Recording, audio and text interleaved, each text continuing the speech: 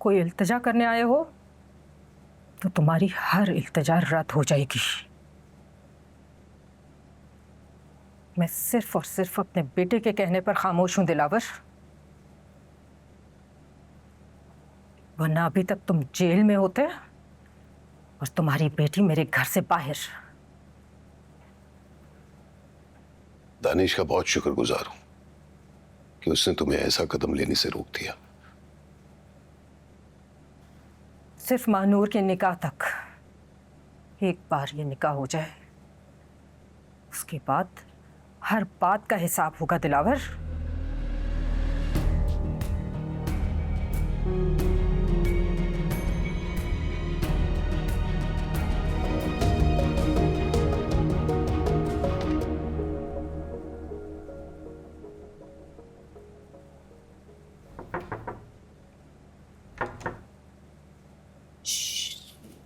बहुत मुश्किल से सोए हैं।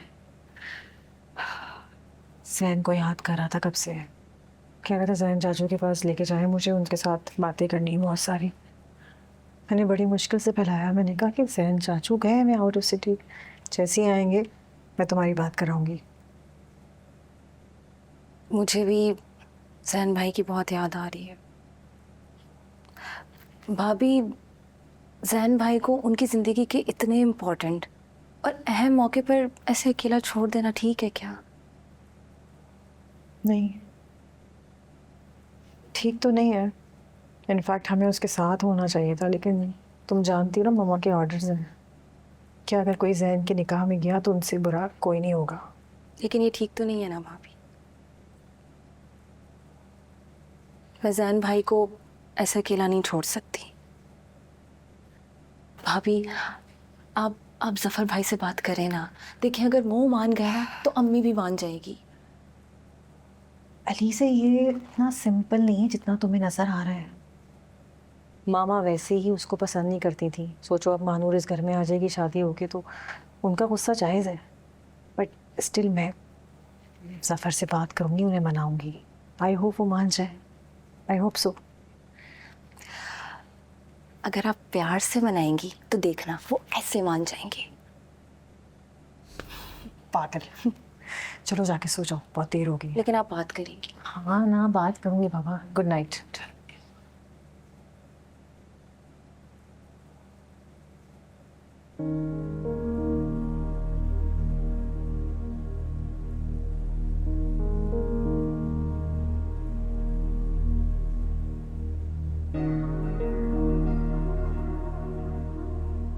महानूर को सिर्फ मेरी बेटी की हैसियत से नहीं देखा जाए, बल्कि आज से हमारे बिजनेस पार्टनर की हैसियत से भी देखा जाए, क्योंकि मैंने ऐसे बिजनेस में 50% पार्टनरशिप दे दिया है।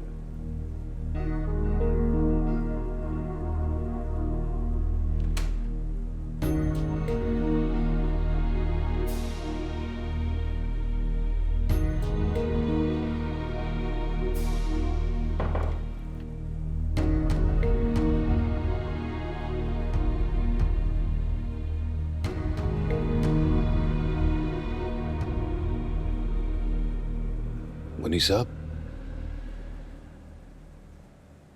माफी मांगने वाले हो तो नहीं मिलेगी।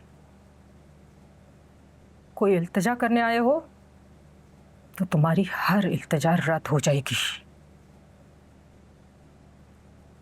मैं सिर्फ और सिर्फ अपने बेटे के कहने पर खामोश हूं दिलावर, वरना अभी तक तुम जेल में होते और तुम्हारी बेटी मेरे घर से बाहर। दानिश का बहुत शुक्रगुजार हूं कि उसने तुम्हें ऐसा कदम लेने से रोक दिया। सिर्फ मानूर के निकाह तक, एक बार ये निकाह हो जाए उसके बाद हर बात का हिसाब होगा दिलावर।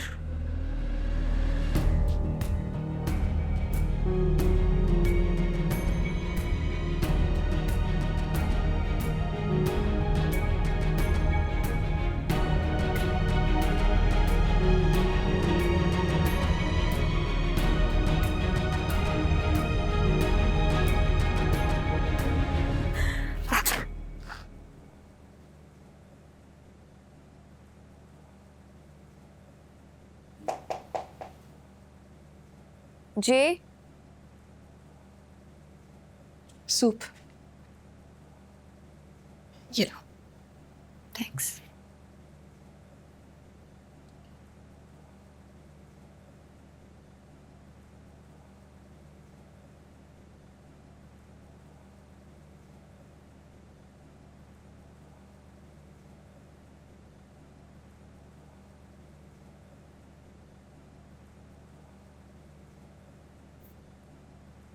सूप पी लो ताकि मैं तुम्हारे लिए दवाई ला सकूं। महानूर, मुझसे नहीं पिया जाएगा। I don't like soups.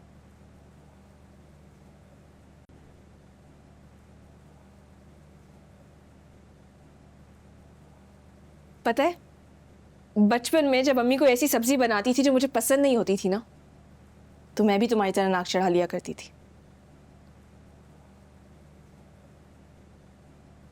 फिर अम्मी मुझे अपने हाथों से खाना खिलाया करती थी। और पता है, जब माएँ अपने हाथों से औलाद को खाना खिलाती है ना, तो बद जायका खाना भी अच्छा लगने लगता है।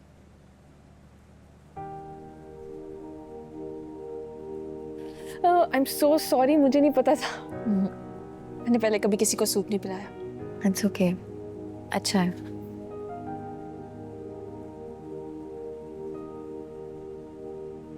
महानूर, और क्या कहती थी आसिया आंटी?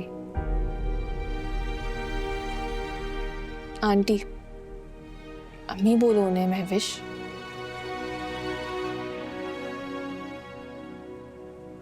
अम्मी बड़ा अजनबी सा लफ्ज़ है।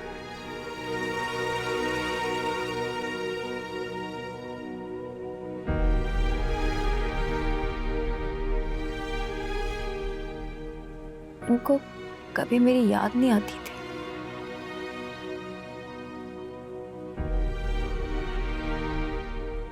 आती थी ना, हर वक्त याद आती थी। बैठे बैठे खो जाती थी कहीं पे। कभी कभी तो मुझ पे बहुत प्यार आया करता था। गले लगाती थी, आंखों में आंसू होते थे और मेरा माथा चूम लिया करती थी।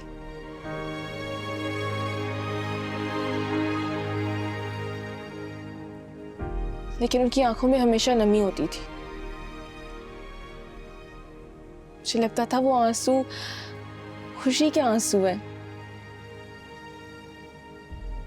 मेरी कामयाबी के लिए खुश है।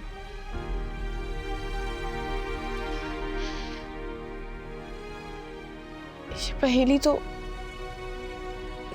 तो बहुत अरसे बाद सुलझी है कि उनके वो आंसू, वो बात करते करते खो जाना, वो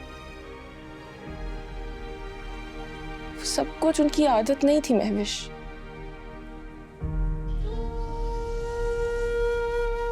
उन्हें तो बस अपने इस दिल के टुकड़े की याद आती थी जो उनसे इतना अरसा दूर रही है। ये सब बस उसकी याद में था।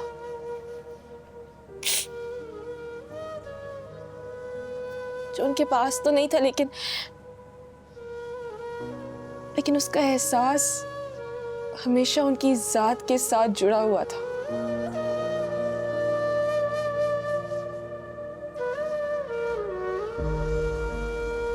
औलाद तो 7 समंदर पार भी हो तो उसकी तकलीफ माँ को सोते में तड़पा देती है।